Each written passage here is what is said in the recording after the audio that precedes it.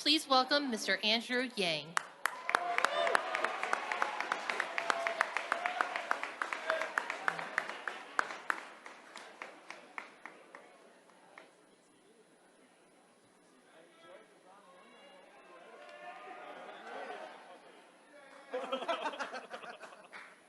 Hello, members of the DNC. It's phenomenal to be here with you.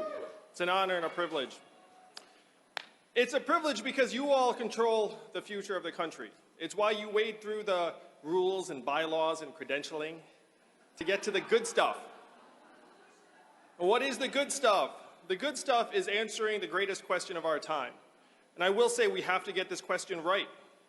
The question is, why the heck is Donald Trump our president? How did that happen? If you turn on the cable news broadcasts, you might get a cocktail of answers, some mixture of Russia, racism, Facebook, FBI, Hillary Clinton. But the numbers tell a different story, and I'm a numbers guy. The numbers tell a very clear and distinct story that the reason why Donald Trump is our president today is that we automated away 4 million manufacturing jobs in Ohio, Michigan, Pennsylvania, Wisconsin, Missouri, and Iowa, all the swing states that Donald Trump needed to win and did win. We are here together in San Francisco, the hub of technology, and what we did to the manufacturing jobs, we will now do to the retail jobs, the call center jobs, the fast food jobs, the truck driving jobs, and on through the economy. How many of you have noticed stores closing where you live? I know you're from all over the country. And why are those stores closing? One word answer, Amazon. Amazon soaking up $20 billion in business every single year. How much are they paying in taxes? Zero. Less than everyone here in this room.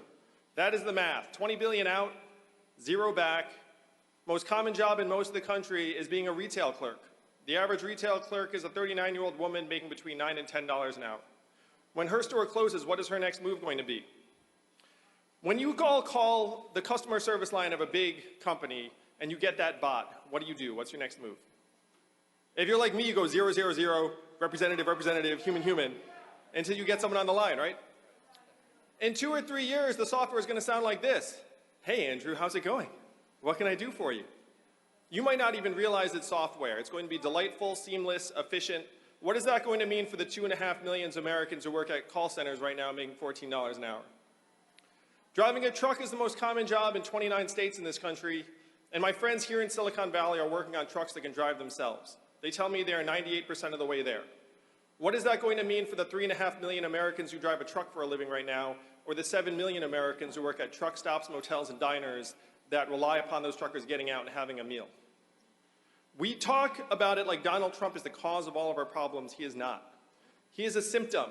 He's a manifestation. We are going through the greatest economic transformation in our country's history, what experts are calling the fourth industrial revolution. When's the last time you heard a politician say the words fourth industrial revolution? Just now. And I am barely a politician. So the question is, what are the Democrats going to do about it? We have to make it known to our fellow citizens that it is not immigrants that are causing these problems. It is technology. Immigrants are getting scapegoated for something they have nothing to do with. So the question is, how do we solve this problem for the American people? We have to take a new vision to our fellow citizens as fast as possible. If you've heard anything about me in my campaign, you've heard something like this. There's an Asian man running for president who wants to give everyone $1,000 a month. Remember hearing that? Remember the first time you heard that? Nothing quite like the first time, am I right? First time you heard it, it seemed like a gimmick. It seemed like there's no way that would ever happen. But if you dig into our country's history, you find this is a deeply American idea. Thomas Paine was for it at the founding of our country. He called it the Citizens Dividend. Martin Luther King championed it and fought for it in the 60s, and it is what he was fighting for on the day he was assassinated in 1968. 1,000 economists endorsed it in the 60s and 70s. It was so mainstream that it passed the U.S. House of Representatives twice in 1971 as the Family Assistance Plan. And 11 years later, one state passed a dividend where now everyone in that state receives between $1,000 and $2,000 a year, no questions asked. And what state is that? And how do they fund it? And what is the oil of the 21st century? Technology, that's right.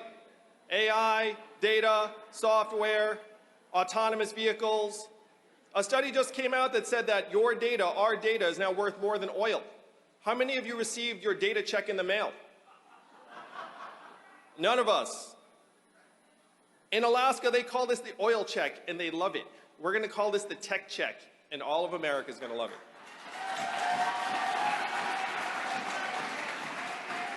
And I want you to think about what $1,000 a month would mean in our communities. It would mean stronger families, higher graduation rates, lower stress levels, less domestic violence. It would start to recognize the work that's actually being done in our communities every single day, would create millions of new jobs, would supercharge the arts, creativity, volunteerism, culture, and political engagement. This is the trickle-up economy, from our people, our family, and our communities up. This is the vision that will win in 2020. And while I'm talking about trickle-up change, we need to have trickle-up political change, which means empowering the state parties. We need to have a 57-state strategy if we're going to win in the days to come.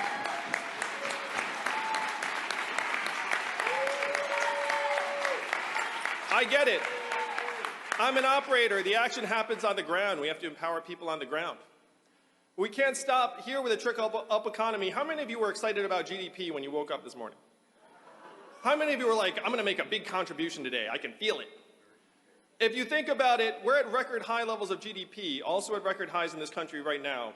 Suicides, drug overdoses, anxiety, depression, financial insecurity.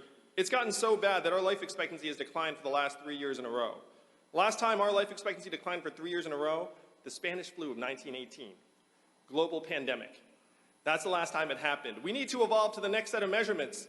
And I talk about my wife who's at home with our 2 young boys, one of whom is autistic.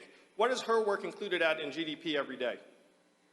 0. And we know that's nonsense. We know it's the opposite of the truth. We know that her work, I was off the trail for a couple days taking care of my kids. And you know what I said after 2 days? Get me back to running for president as soon as possible. And if you're a parent, you know exactly what I'm talking about. It's the hardest work there is, but the most important. Instead of this GDP measurement that's running us off a cliff, we should be measuring our shared progress through health and life expectancy, mental health and freedom from substance abuse, clean air, clean water, childhood success rates. This is a vision of an economy that would actually work for the American people. Right now, the Democratic Party is being cast as the party that wants to spend money. We want to move society forward, and we need the right measurements to do that.